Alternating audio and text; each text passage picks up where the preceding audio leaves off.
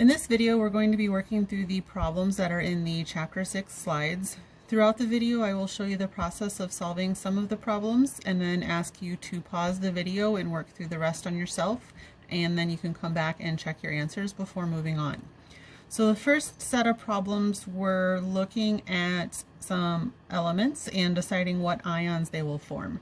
Remember, this is based on how many valence electrons the neutral atom has and what it needs to do to reach a full octet. So lithium is in group 1, which means it has one valence electron. It will lose that one valence electron, which means it will develop a +1 charge. Beryllium is in group 2, so it has two valence electrons. It will lose those two valence and become a +2 charge. Boron is in group 3, so it will lose its 3 valence electrons and become +3. Carbon is in group 4, so it will either lose 4 or gain 4, and actually it typically doesn't do either one. It could be +4 or it could be -4. Usually it's not going to form an ion at all. Nitrogen is in group 5, and it can gain 3 electrons easier than can lose 5, so it'll gain 3, which will give it a -3 charge. Oxygen will gain 2, fluorine will gain 1, neon already has 8, and so it will not form an ion either. Here are another set, so go ahead, pause the video, try to come up with the charges for each of these on your own, and then come back and check your answer. Okay, here are your answers to the second set. Sulfur is -2. Silicon would usually not form an ion at all, but if it did, +4 or -4. Magnesium +2, chlorine -1, sodium +1, aluminum +3. Argon is in group 8, so it will not form an ion, and phosphorus will form a -3 ion. Next, we're looking at forming formulas based on charge, and the goal here is that the formula for your compound must be neutral overall, so you need equal numbers of positive and negative charges. So each ion individually, first lithium forms a +1 ion, fluorine is going to form a -1 ion. So if we have one positive ion and one negative ion, those essentially cancel each other out and we are neutral, so the formula will be LiF. Calcium forms a +2 ion, chlorine a -1 ion. So if we have one calcium ion with that +2 charge and only one chlorine, we're not balanced. So we're going to need a second chlorine so that we have 2 pluses and 2 minuses. So then the formula is 1 calcium and 2 chlorine ions. Go ahead and try potassium with sulfur and strontium with phosphide. All right, here we have potassium with +1, sulfur with -2. So we're going to have 2 potassiums for every 1 sulfur. Strontium has a +2 charge. Phosphorus has a -3 charge. So our lowest factor here is going to be 6. So to get +6, we need 3 strontiums. To get -6, we will need 2 phosphorus. Remember that you can do the crossing method. So strontium being +2, phosphorus being -3. So you take the charge of one and it becomes the subscript of the other. We've got strontium will be 3 and the phosphorus will need 2. Next, we moved on to talk about when we have transition metal ions. We don't have the pattern based on group number. A lot of these can have multiple different options. For these, you're going to need to know some extra information. Either the charge needs to be given to you in the name or as part of the ion. Here we've got chromium and chlorine. Chromium only has one option. This table tells me that it's +3.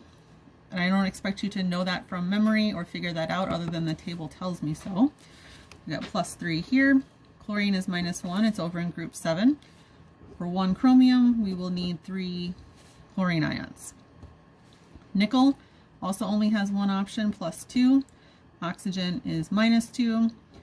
So if I have 1 nickel, I need 1 oxygen to give me a neutral compound.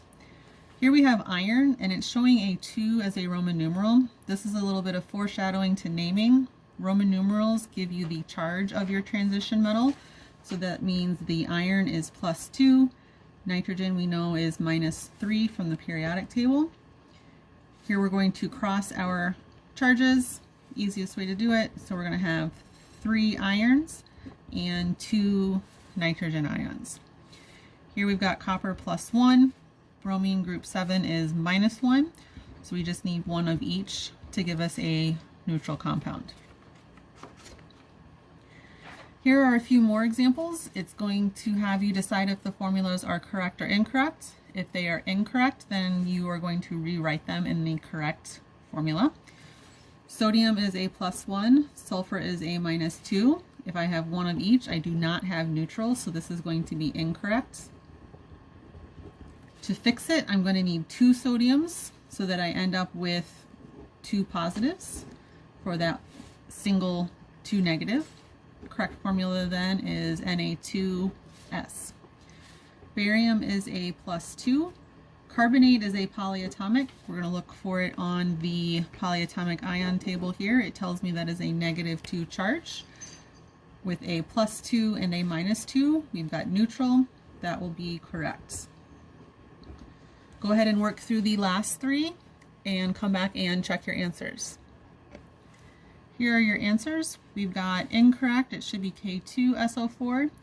The lithium phosphate is correct. The last one, ammonium hydroxide, +1, -1, you only need 1 of each. So the correct formula is NH4OH. Here's a table that kind of puts all of this together. Go ahead and take a few minutes to work through this and come back and check your answers. All right, here are your answers to this table. You'll probably need to pause it and take some time to double check yourself, but you can do that. Moving on, we went on to naming. For naming with ionic compounds, you name the first element using the name straight from the periodic table, and then the second element is either straight from the periodic table, then ending in "ide," or from the polyatomic ion table. There are no prefixes when naming ionic compounds. Here we have barium, and CO3 is carbonates. So we've got barium carbonate.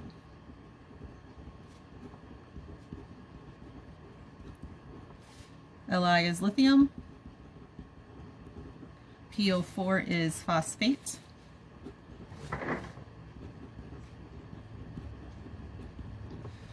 To go the other direction, we do need to think about charge again. So sodium has a +1 charge. Sulfide, when it ends in IDE, periodic table. So that's the sulfur with a -2 charge.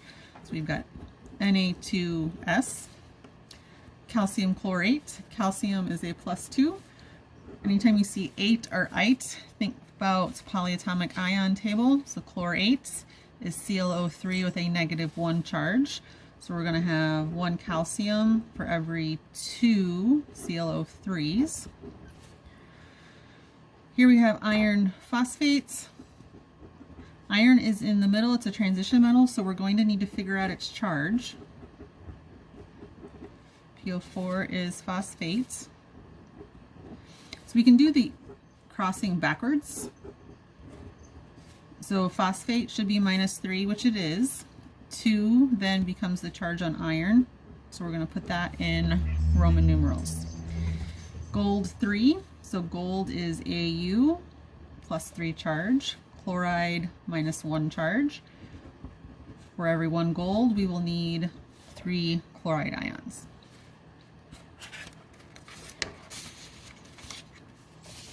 Next was solubility. So this is where you're going to need your solubility rules.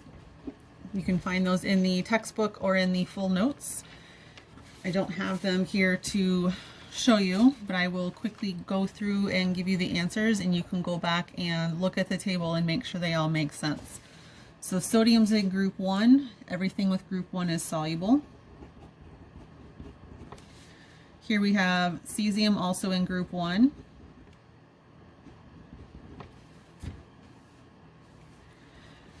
Lead sulfate. Sulfates are usually soluble, but lead is an exception, which makes this insoluble. Magnesium carbonate. Carbonates are insoluble. Magnesium is not an exception. Potassium hydroxide. Hydroxides are insoluble, but potassium is an exception, so that makes this soluble. All right, take a few minutes and try these along with the solubility rules and come back and check your answers. Here's what you should have: soluble, soluble, insoluble, soluble, and insoluble.